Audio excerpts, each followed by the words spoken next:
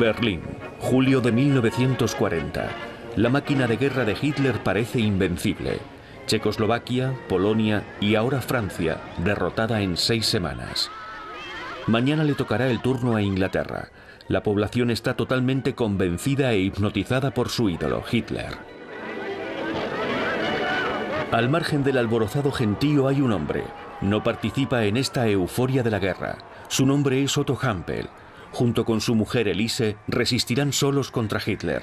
No sabemos apenas nada de ti, Otto, ni de tu mujer Elise, ni hay descendientes para contarlo.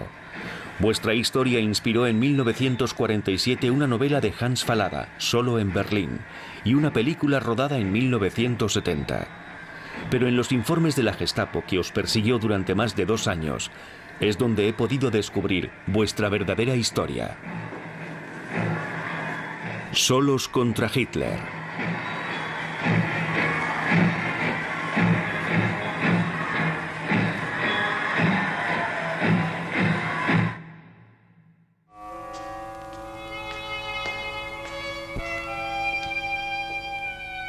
Estamos en 1940. Otto, asaltas los huecos de escalera, subes los pisos acechando el menor ruido y a cada paso pones en peligro tu vida. A tu alrededor, muchos se inquietaban por los proyectos de guerra de Hitler y temían por sus familiares enviados al frente, como Elise, tu esposa, que acababa de perder a su adorado hermano en el campo de batalla de Francia.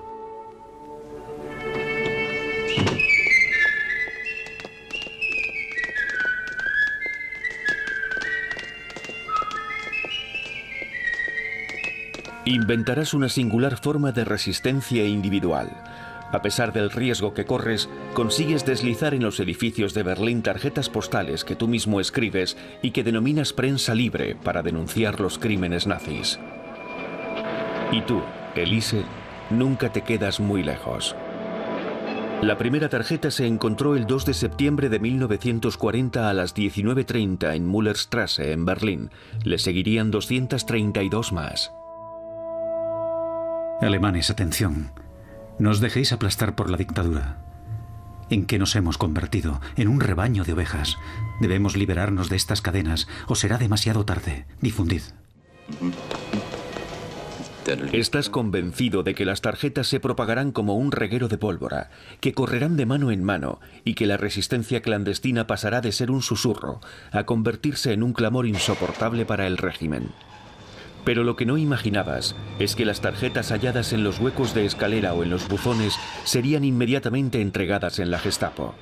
La mayoría de la gente ni siquiera las lee, se deshacen de ellas lo antes posible, como si les quemaran en las manos. Encontré vuestro informe en los archivos nacionales de Berlín. Estos voluminosos informes de 400 páginas redactadas metódicamente por la Policía Secreta de Estado, la Gestapo, se completan con las actas del llamado Tribunal del Pueblo. No es habitual encontrar informes tan completos. Relatan de forma exhaustiva vuestras acciones y los móviles que os incitaron a actuar contra el régimen, empezando, Elise, por la muerte de tu hermano durante la batalla de Amiens en junio de 1940.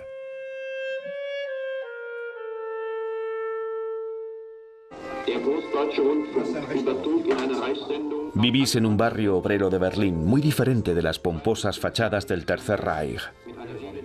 A través de vuestra historia, descubrimos otra realidad muy alejada de la propaganda. Seguís recorriendo la ciudad y esquivando a la policía, algo intolerable para el régimen. En el seno de la Gestapo se declara la guerra a los traidores y los saboteadores. Hasta finales de año, varias cartas subversivas serán entregadas por los berlineses. Un policía de la Gestapo centraliza la búsqueda. El inspector de división Willy Puschel actúa en la sombra como vosotros, contra vosotros.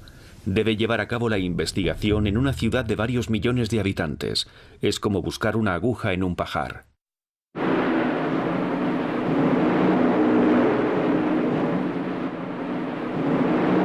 Aquel sábado por la noche, Elise y tú escucháis por la radio que Coventry es el objetivo de la Luftwaffe.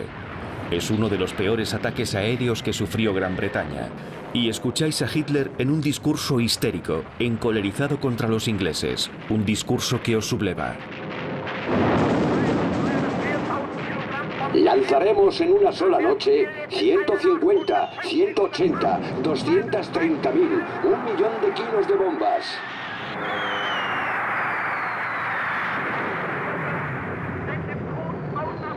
Vamos a borrar sus ciudades del mapa.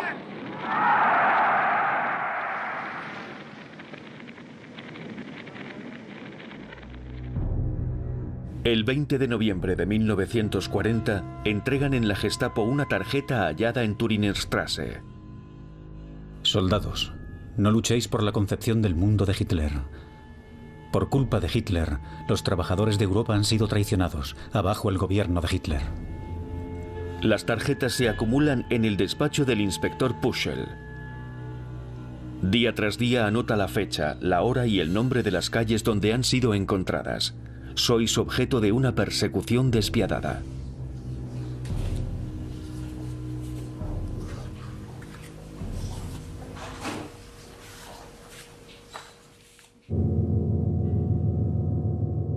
Hoy, vuestra ciudad es el objetivo de los ataques aéreos ingleses. Vuestros compatriotas no dan crédito, ellos que se creían invencibles.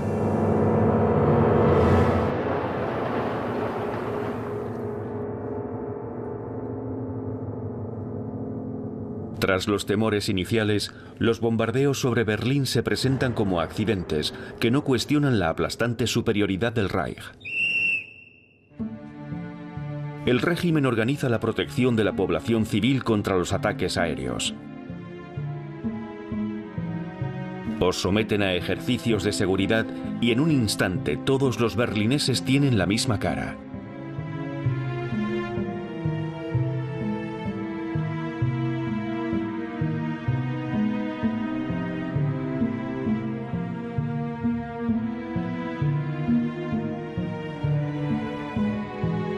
Para vosotros, como para todos, la vida cambia. Una multitud de obligaciones marca el ritmo de vuestro día a día, y por primera vez se os pide que descendáis a los sótanos. Se preparan refugios subterráneos, se pintan, se acondicionan como si hubiera que instalarse allí durante un tiempo.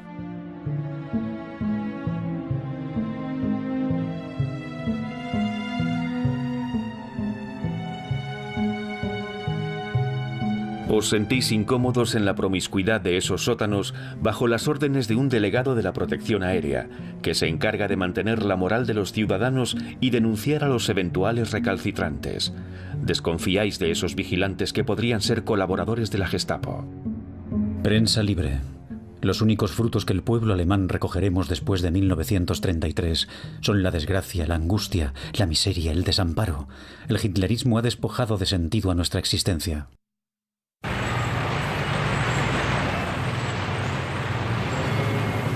Viéndoos salir del sótano en medio de los vehículos blindados, ¿quién pensaría que todavía resistís a la locura de vuestros dirigentes? La historia se trama en los Estados Mayores. Hitler ha encajado su primera derrota. La invasión de Inglaterra ha sido un fracaso. A pesar de ello, prepara febrilmente la Operación Barbarroja, el ataque a la Unión Soviética. Hitler acrecienta su producción de armamento pidiendo regularmente aportaciones de metal. Cada persona debe entregarlo por sí misma. Y tú, Elise, para hacer como todo el mundo, has tenido que separarte de algunos objetos personales.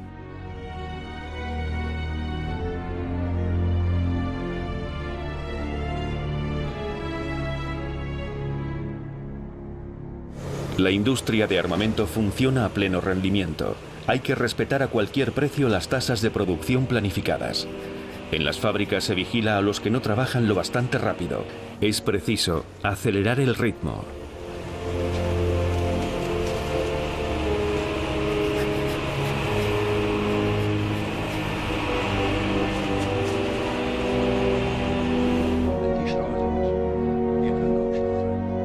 Contra las reiteradas colectas, Otto, escribes una carta que denuncia el rearmamento de Alemania. Alemán, Sé un hombre de los pies a la cabeza y lucha por la libertad de conciencia y la justicia social. Para el nuevo orden mundial capitalista hitleriano, Hitler, Ribbentrop, Göring, Goebbels, Papen, Schacht, Funk, Himmler, Keitel, Lammers han impulsado el rearmamento de Alemania, en el que Krupp ha asumido el papel más importante. Hay tantos crímenes y mentiras nazis que denunciar que además de las tarjetas te pones a escribir cartas a doble cara cuidadosamente plegadas para depositarlas en los edificios. Te arrastra una convicción, la de seguir escribiendo, escribiendo y escribiendo. La sombra de Hitler que cae sobre Europa es Satán liberado por el diablo. Alemanas y alemanes, confiad de una vez en vosotros mismos. No vayáis todos en la misma dirección. Erradicad el sistema criminal de Hitler. Toda Europa pasa la Navidad bajo el signo del nazismo. En Berlín, las Navidades del 40 dan una tregua a la guerra cotidiana. Elise y tú os quedáis encerrados en casa. No creéis en Papá Noel y de todas maneras tampoco tenéis hijos. Berlín está oscuro y hace mucho frío. En las casas falta el carbón durante varias semanas. Se cierran los colegios. Durante algún tiempo hay escasez de patatas. En los suburbios reina el descontento. Se cree que los mejores barrios reciben privilegios. A pesar de las dificultades, la inmensa mayoría de los alemanes apoya a los nazis y eso os resulta intolerable.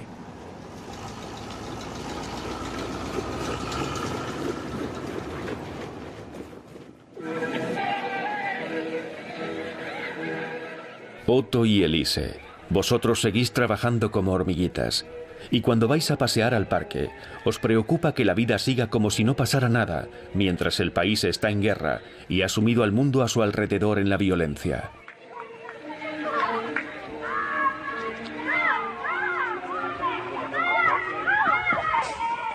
Entonces, ¿por qué seguís escribiendo, luchando contra la aterradora máquina del nazismo? Sabéis que antes o después os cogerán. Hitler y sus partidarios no hablan desde 1933 más que de la paz y de los beneficios del socialismo futuro. Hoy, nosotros los alemanes, tenemos la prueba de que los discursos de Hitler no eran más que charlatanería hipócrita.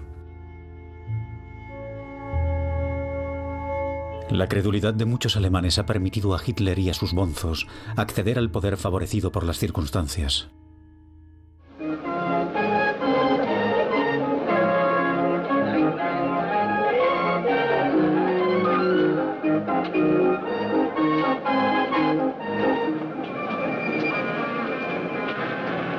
En vuestra ciudad las cosas no parecen ir mal. Lo cierto es que el Führer quiere asegurarse el apoyo de la población y cuida personalmente de que los gastos militares no menoscaben el poder adquisitivo. Compra una paz social que tú serás de los pocos en denunciar. Por su parte, el Servicio de Seguridad de las SS hitleriano vigila y toma el pulso de la opinión. Sus informes secretos desvelan que la confianza de la población es tan fuerte que incluso se hacen apuestas sobre la duración de la guerra. Contrariamente a ti, Otto, la mayor parte de la gente piensa que el final de la guerra tendrá lugar en 6 semanas. Sabes muy bien por qué vuelven a estar las tiendas abastecidas y lo dices alto y claro en una de tus cartas. Con sus vergonzosos procedimientos dictatoriales contra nosotros los alemanes, la bonzocracia hitleriana se permite violar a toda Europa. Hitler da libertad a sus generales para que se dediquen al saqueo y pillaje de los pueblos. Los berlineses, acostumbrados a las restricciones y a las cartillas de racionamiento para el pan, la carne, el jabón y la ropa, se sorprenden de ver las vitrinas de las tiendas llenas y de poder comprar.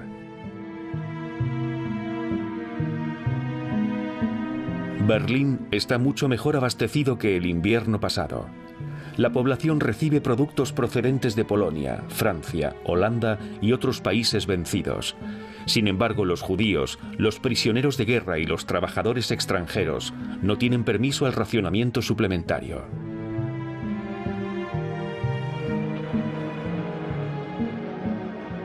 Esta vuelta a la abundancia no impide que Hitler siga alentando todo tipo de colectas. La propaganda recurre a la población continuamente.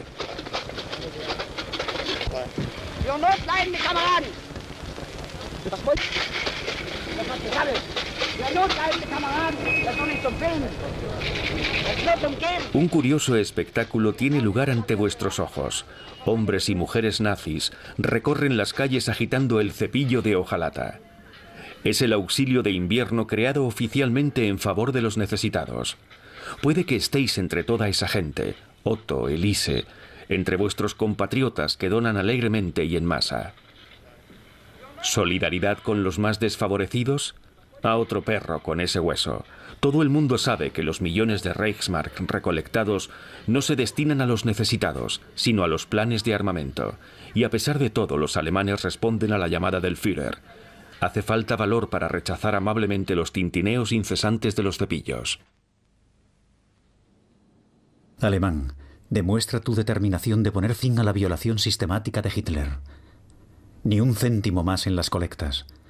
No debemos seguir apoyando esta política de destrucción con nuestras donaciones.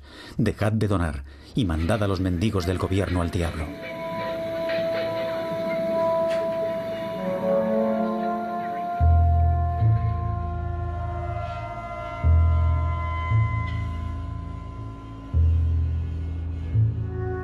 Un día, Elise, te colocaron una insignia en la solapa de la chaqueta. Decidiste comprarla para que no pareciera que eras de las pocas que no dona. Todo el mundo, o casi todo el mundo, luce esta insignia. Pero ¿por qué tanta sumisión a una orden totalitaria? No compréis insignias.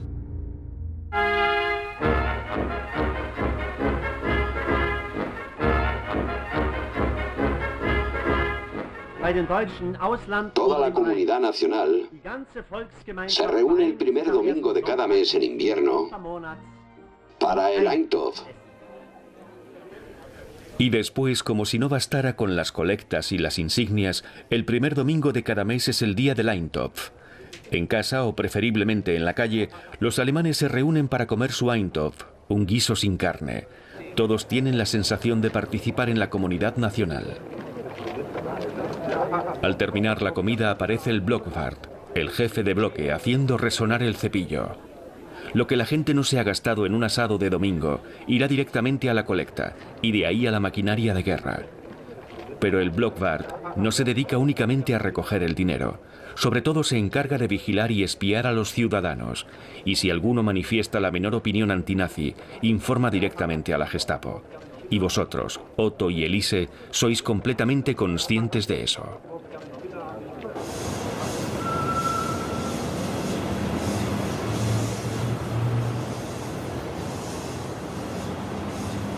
Es la primavera de 1941. Vais andando por la ciudad sorprendentemente en calma, como si la guerra no tuviera nada que ver con Berlín.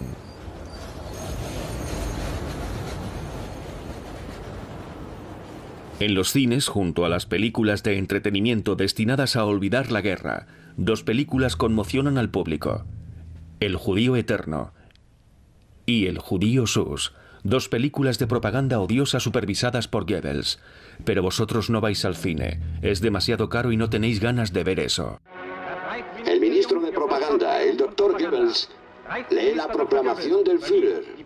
Los nazis se sienten tan absolutamente invencibles que se lanzan a una nueva guerra de conquista.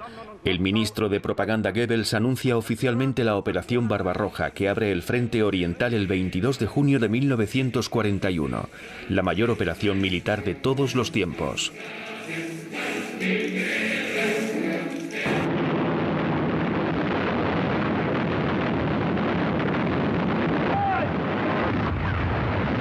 Otto, tú condenas inmediatamente esta nueva agresión que asusta a muchos de tus compatriotas en su fuero interno.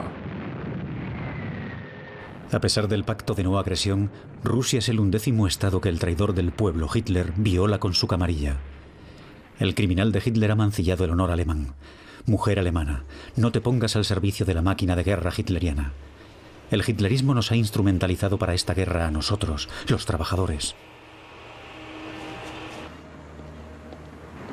Una carta que depositas en un gabinete médico tendrá graves consecuencias, pero no para ti.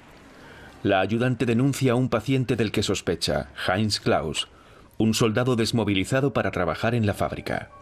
Con el soldado Klaus, el inspector Puschel por fin obtiene una pista. Ha pasado casi un año desde que se entregó la primera carta a la Gestapo. El despiadado engranaje de denuncias y vigilancia se pone en marcha. Siguen a Klaus día y noche. Movilizan agentes para investigar sus relaciones. Klaus sale de su casa todas las mañanas y se dirige hacia la Müllerstrasse.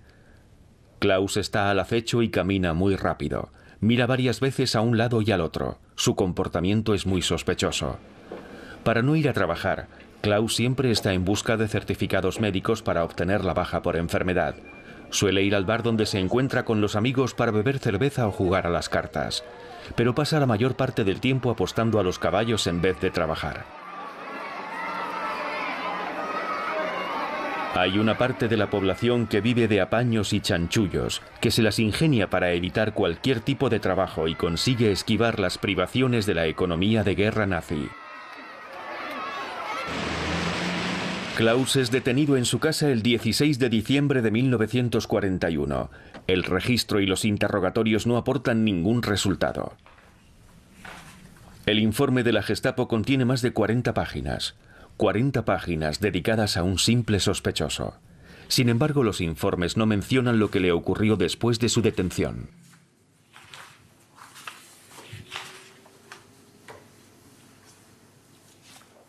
La Gestapo provoca un clima de terror. La gente tiene miedo. ¿Quién no ha hecho alguna vez algo prohibido, aunque solo fuera escuchar una radio extranjera o soltar un improperio? Todos temen constantemente que alguien les esté espiando. Hay que estar siempre al acecho. Nadie está a salvo de ser denunciado. Cualquier cosa, hasta la más insignificante, puede ser excusa para denunciar al vecino o incluso a un miembro de la familia. Y tú, Otto, continúas con tu lucha y mandas tus pequeñas tarjetas postales, que a decir verdad se han convertido en verdaderas cartas y más tarde en panfletos. Has llegado a la número 90 y tus tarjetas inquietan cada vez más al régimen. Leed y difundid. Ya va siendo hora de mostrar valor y enseñarle los dientes al gobierno de Hitler. Nos engañan desde hace 8 años y la orden es cerrar el pico o al campo de concentración. A pesar de todo, sigues distribuyendo tus tarjetas. Hoy en día tenemos la sensación de que la Gestapo era omnipresente, pero la verdad es que solo contaba con 15.000 hombres en toda Alemania. Entonces, ¿de dónde sacaba su aplastante poder? ¿Cómo podía funcionar de forma tan eficaz? Gracias al miedo y a las denuncias. Era como si un gran número de alemanes se hubieran convertido en los ojos y las orejas de la Gestapo. ¿Se puede resistir en un estado totalitario donde los nazis tienen al pueblo alemán a su merced, donde cualquier forma de resistencia colectiva resulta imposible? Los riesgos que tomáis los dos, solos contra Hitler, para despertar la conciencia de vuestros compatriotas son suicidas.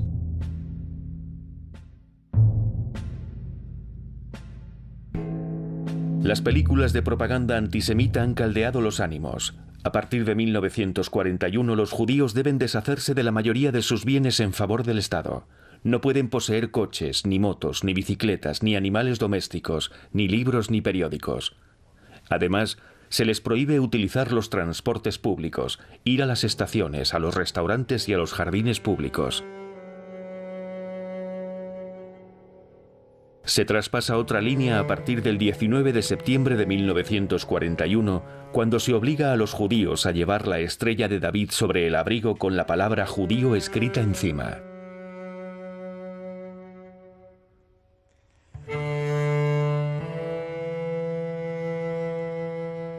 Respecto a las persecuciones antisemitas, observo que no haces ninguna mención a ellas en las 40 cartas que se conservan en el informe de la Gestapo.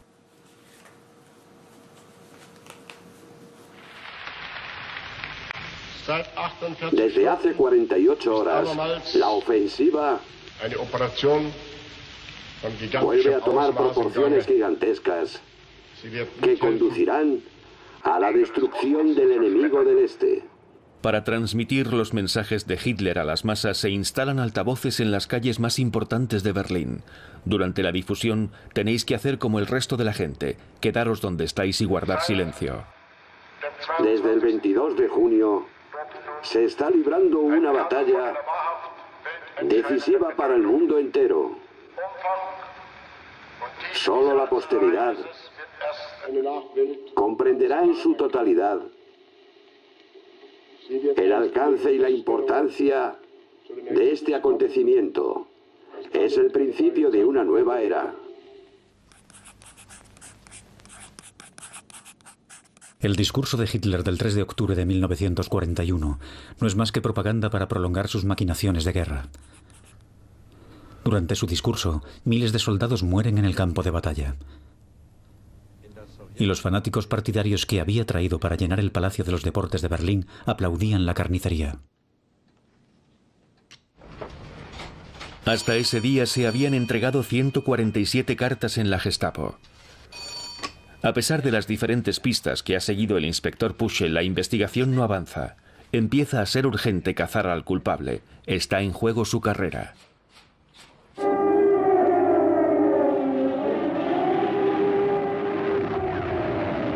En Berlín hay un vals de bombardeos. Los aviones ingleses surcan la ciudad en escuadrillas cada vez más numerosas. Berlín vuelve a perder su aspecto de capital pacífica.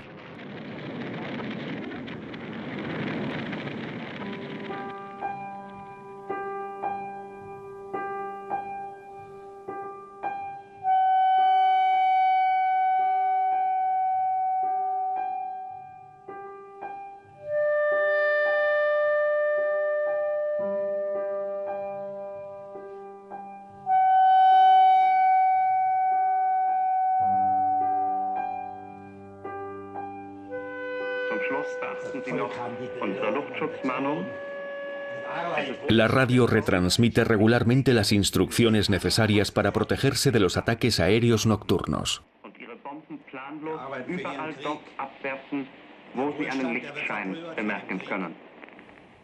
Hace ya 8 años que nos engañan con la dictadura brutal de Hitler. Su pueblo es su instrumento. No podría haber encontrado un pueblo más tonto que el alemán.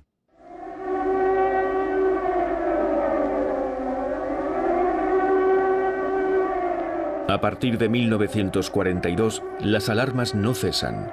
Los berlineses tienen los nervios destrozados por el recrudecimiento de las alarmas aéreas, que suelen resultar falsas.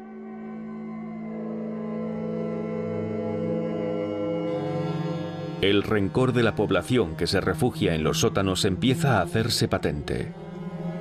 A principios del 42, los informes de las SS subrayan la aversión de la gente por la guerra, las quejas contra el aumento de los precios y las penurias.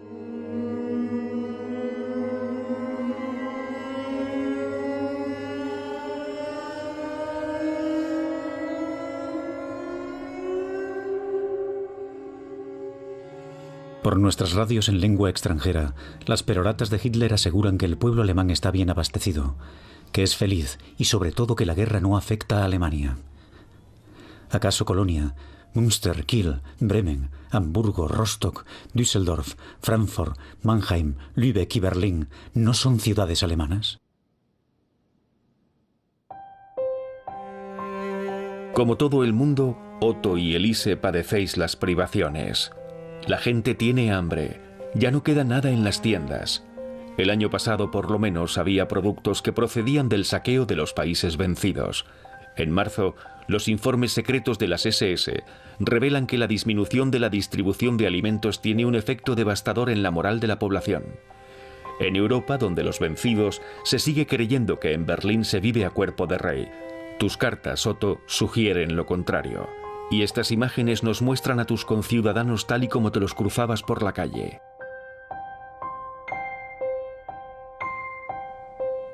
Un gobierno que desprecia el bienestar social y prefiere dar al pueblo cañones en vez de mantequilla es deliberadamente egoísta y criminal.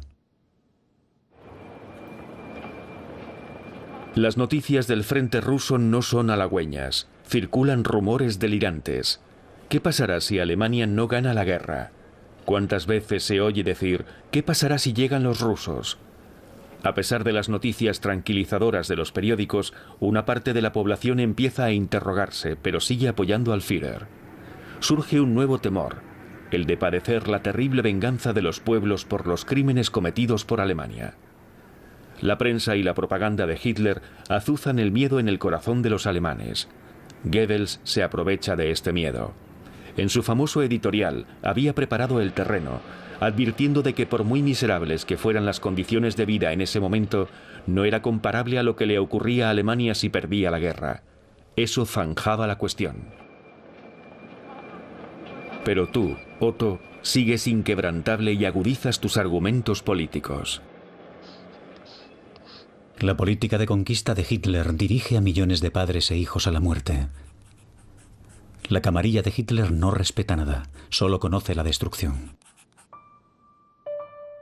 Después del ataque de Hitler contra la Unión Soviética en 1941 y con la perspectiva del final de la guerra muy alejada, se imponen la amargura y el pesimismo.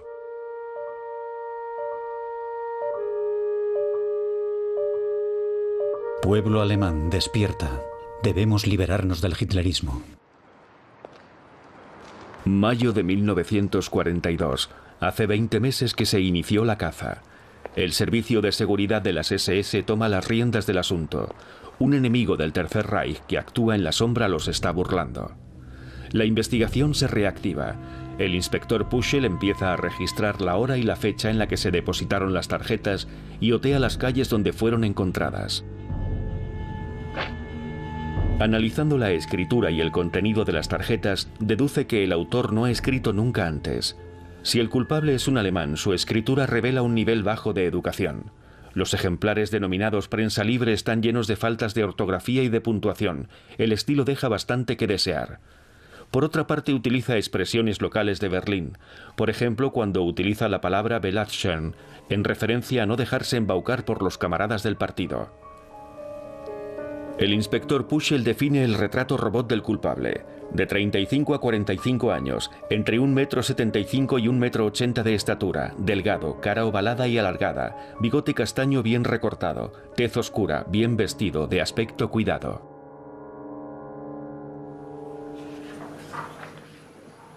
Su situación económica no debe de ser mala, puesto que ha utilizado varias veces sellos de correo sin obliterar para sus escritos. Sellos con el retrato de Hitler, en los que aprovecha para escribir Mörder, asesino. Alemanes, alemanas, debemos creer en nosotros mismos, y no en Hitler el desalmado. Soldados, acabad con la camarilla de Hitler, Himmler, Göring y Goebbels. El inspector Puschel vuelve a examinar una tarjeta que le había transmitido el Servicio de Seguridad de las SS. La tarjeta subversiva incita a trabajar más lento y a sabotear la colecta de ropa. Las sospechas recaen sobre Sander, un obrero que ha sido despedido por incitar a sus camaradas a trabajar muy lento. Vive en el sector de distribución de las tarjetas.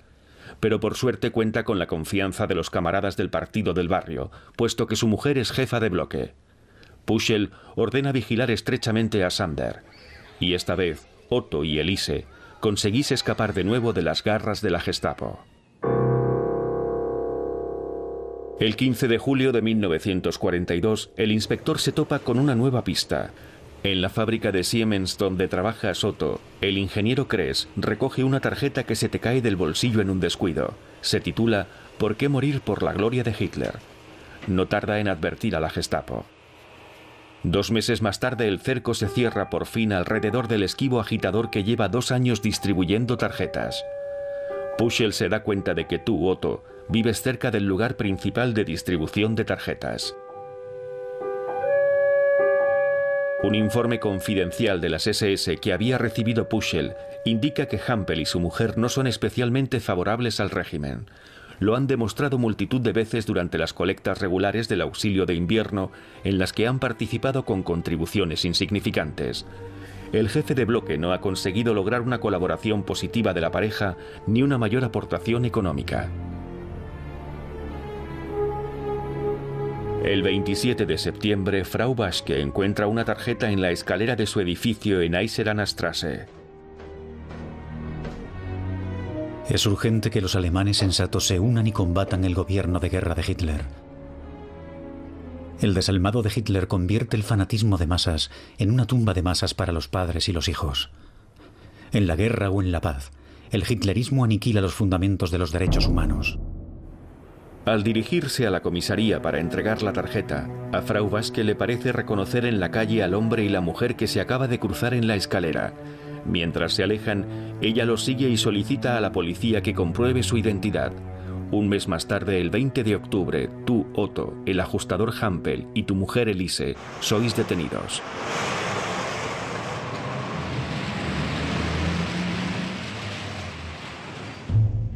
Las semanas y meses siguientes a vuestra detención transcurren entre interrogatorios y detenciones provisionales.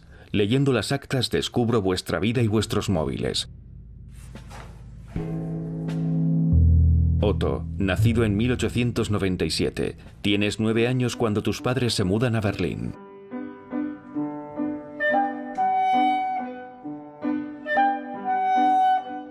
Te pones a hacer trabajillos nada más terminar la educación primaria.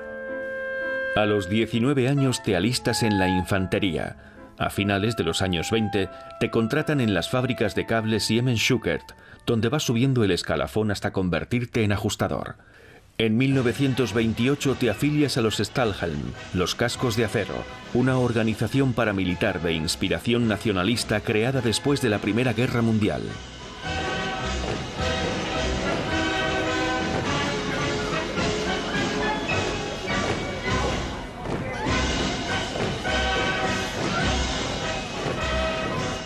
En 1933 te inscribes en el Frente Alemán del Trabajo, el sindicato del partido nazi creado por Hitler después de haber suprimido los demás sindicatos.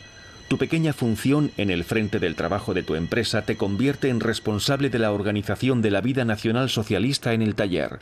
Debías cuidar de la moral del personal sin olvidar la vigilancia y asegurarte igualmente de la participación regular de todos y cada uno en las distintas colectas y de la aplicación del ritmo establecido.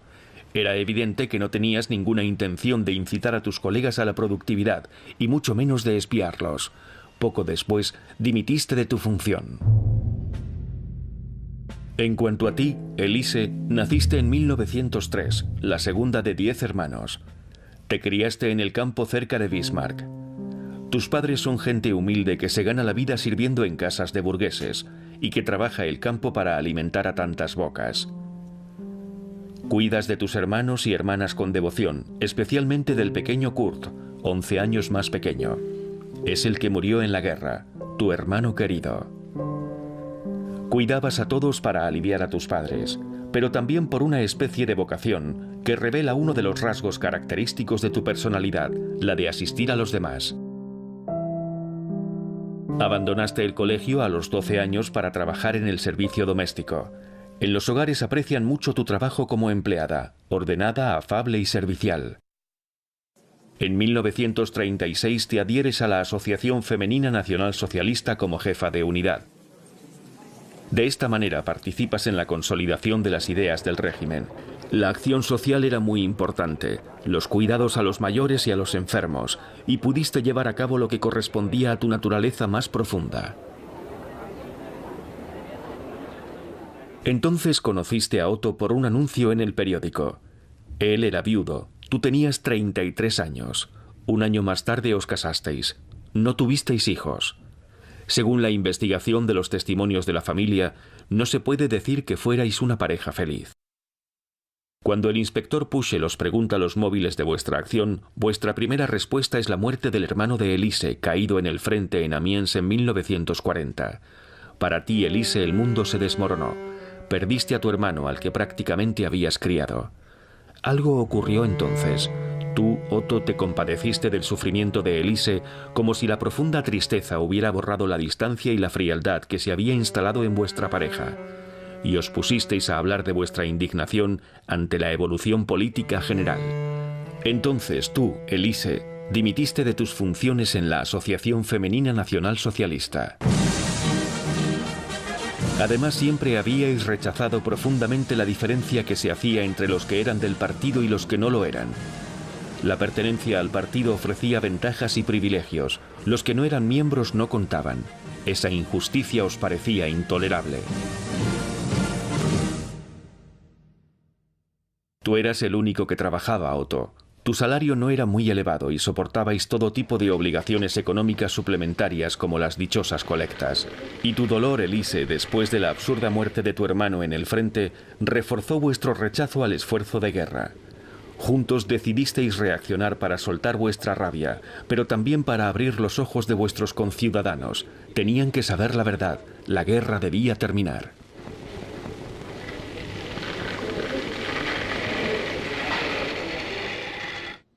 El 22 de octubre de 1942, el inspector Puschel os hizo firmar vuestros testimonios. Tú asumes con valentía tu acción política, Otto. Confieso ser el autor y el difusor de las tarjetas subversivas Prensa Libre. Aparte de mi mujer, nadie sabía nada de este asunto. Asumo completamente la responsabilidad de la redacción y la difusión de esas tarjetas subversivas. Durante tu interrogatorio, Elise, afirmas: reconozco que soy absolutamente cómplice de nuestra acción. Mi marido no es más culpable que yo, era nuestra obra común. El juzgado de instrucción del Tribunal del Pueblo sentencia la detención preventiva. Otto, tú que no has tenido una verdadera educación, que durante un tiempo apoyaste el régimen, que actuabas en la más absoluta soledad, ¿cómo pudiste alcanzar ese grado de conciencia? Sabemos que el acceso a la información era difícil, que no había prensa libre y que a los alemanes les estaba prohibido escuchar las radios extranjeras. ¿De dónde procedía tu lucidez política? Las tarjetas que depositabas son la prueba de que, a pesar de la desinformación general, era posible mirar a los ojos a la realidad y sacar algunas conclusiones. Me pregunto si, al igual que tú, la población era consciente de los crímenes alemanes o si prefería hacer oídos sordos. ¿Cuántos alemanes tenían el valor de abrir los ojos?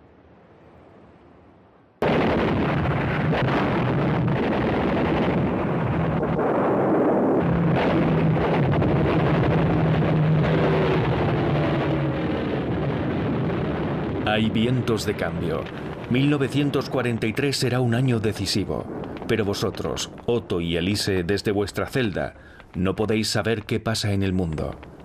En el exterior los bombardeos retoman con intensidad. Son los peores que han sufrido los berlineses desde el principio de la guerra.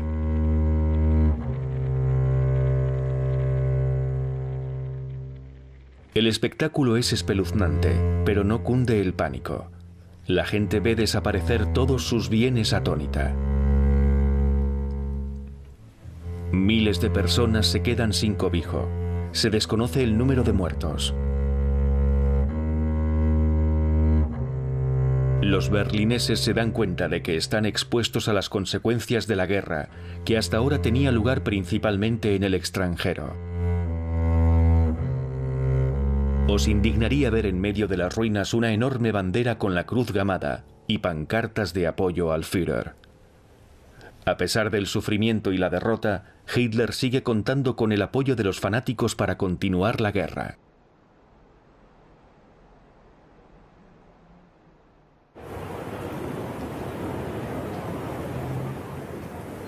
Berlín está medio en ruinas, pero la audiencia principal del Tribunal del Pueblo se celebra el 22 de enero de 1943, un juicio normal, por así decirlo, un simulacro de justicia y orden. El acta de acusación, el juicio y la condena del Tribunal del Pueblo de Berlín se pronuncia en nombre del pueblo alemán. La acusación lleva el título de Preparativos de alta traición. Los acusados han redactado y difundido juntos, de 1940 a 1942, más de 200 octavillas en las que inducen a derribar el gobierno nacional socialista, profiriendo graves injurias contra el Führer e incitando al deber de resistencia y al sabotaje de la industria de armamento.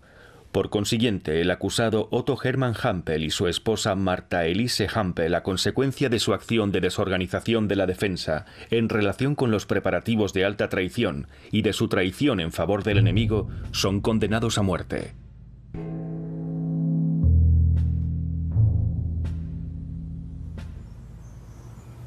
Elise, te encerrarán en la cárcel de mujeres de la Warnimstrasse.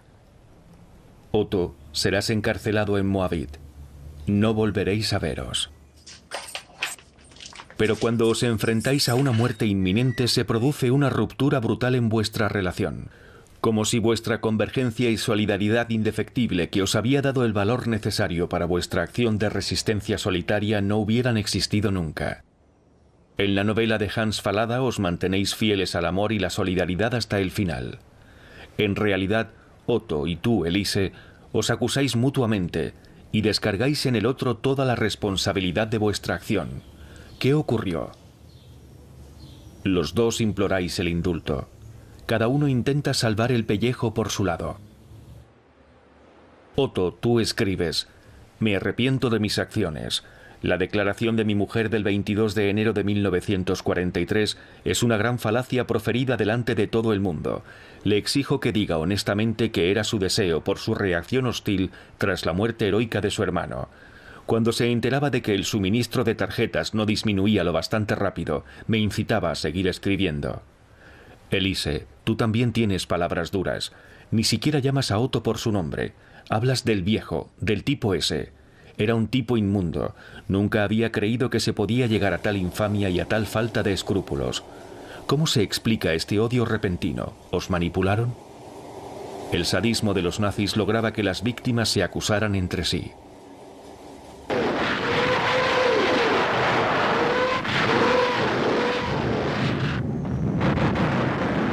Durante aquel terrible invierno, la batalla de Stalingrado causó estragos. La batalla de Stalingrado ha tocado fin. Al día siguiente de la derrota, un comunicado oficial del Tercer Reich anuncia a los alemanes la capitulación. Fiel a su promesa de luchar hasta su último aliento, el Sexto Ejército, bajo el mando ejemplar del mariscal Paulus, ha sucumbido al asalto de un enemigo superior en número y por circunstancias desfavorables a las que ha debido hacer frente.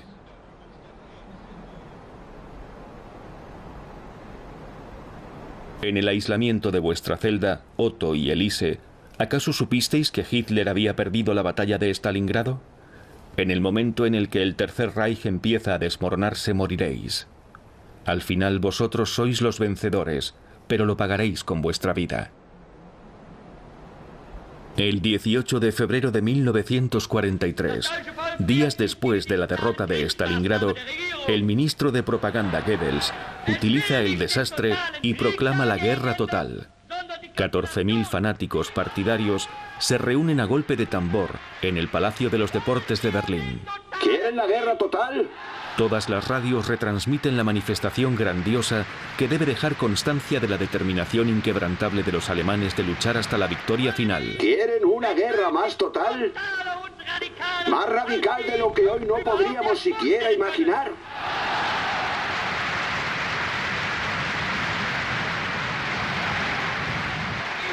Yo les pregunto, ¿están dispuestos a seguir al Führer para llevar la guerra a un victorioso final y aceptar los mayores sacrificios?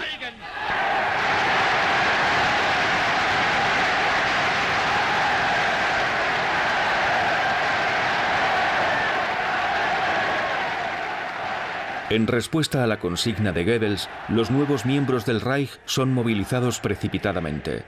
Richard, tu joven hermano, Elise, escribe una carta al Führer.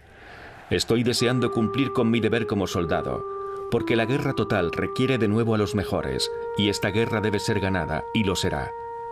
Pero antes vuelvo a pedir otra vez el indulto para mi hermana, porque ¿dónde encontraré el valor y la energía necesarias si me arrancan un pedazo del corazón? El ministro de Justicia del Reich responde el 24 de marzo de 1943. He decidido, habilitado por el Führer, no usar el derecho al indulto y dejar que la justicia continúe su curso. El 8 de abril de 1943, Elise, escribes una última carta. Queridísimos padres, me vuelve todo en los pensamientos. Querida mamá, me acuerdo de todos los momentos que he vivido contigo y gracias a ti. Gracias de todo corazón. Me siento liberada de la enorme falta que he cometido por culpa de este hombre. Querido papá, me acuerdo de nuestro paseo por el bosque en septiembre. Cómo me gustaría revivir esos momentos con vosotros dos. Pero esto es un adiós y debo reencontrarme con nuestro amado Kurt. Creo en Dios y muero en la creencia de que esta falta y todo el mal que he hecho en mi vida serán perdonados. Me hubiera gustado redimir esta falta de otra manera para no mancillar nuestro nombre. Me gustaría tanto apretar mis manos contra las vuestras y que mis besos secaran las lágrimas de vuestra cara. Adiós, sed tan fuertes como yo. Gracias por vuestro gran amor. El 8 de abril las sentencias de pena de muerte son ejecutadas en el establecimiento de Plötzensee. Otto es guillotinado a las 19 horas, Elise a las 19:20. El ministro de Justicia del Reich se niega a devolver los cuerpos a las familias para su inhumación y ordena entregar los cadáveres al Instituto Anatómico de Berlín. Un mes después de la ejecución, la administración de la cárcel de mujeres demanda al Tribunal del Pueblo si las posesiones de Elise pueden ser devueltas a su padre. Había un abrigo, una bata, un vestido, un chaleco, una chaqueta, un delantal, 2 bragas, un corsé, 2 pañuelos, una cesta, unas zapatillas, unos zapatos de goma, un sombrero, materiales de costura, hilo de coser, peines, un cepillo, 3 pares de medias, unos mitones, un lapicero, un monedero, 3 fotos, 5 pañuelos.